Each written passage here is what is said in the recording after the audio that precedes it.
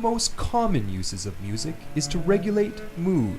Here at the Smart Lab, we've been putting it to the test for the first time.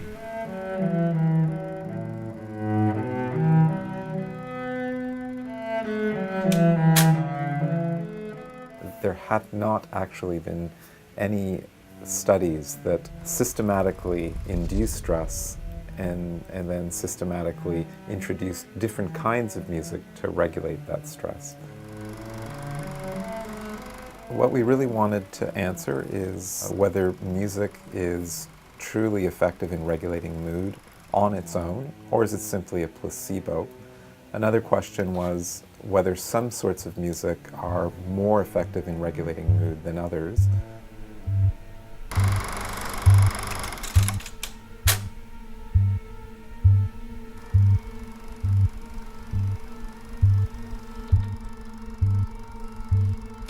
In the first phase, we induce stress using a standardized stress induction procedure.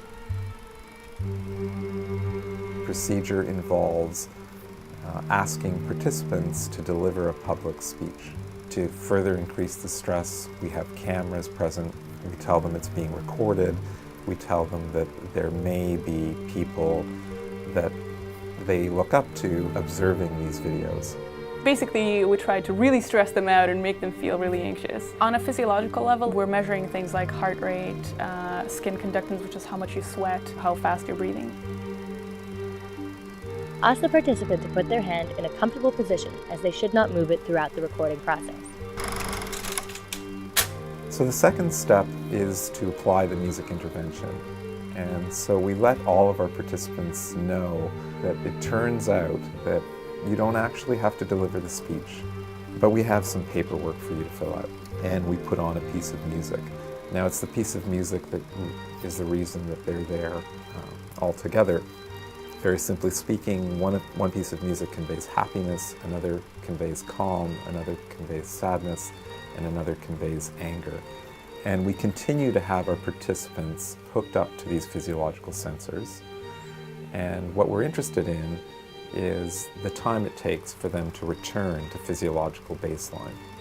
And so by comparing the amount of time it takes to baseline across our different music conditions and across our noise condition, we can get an answer to whether some sorts of music are more effective than others, and really as to whether music is effective altogether.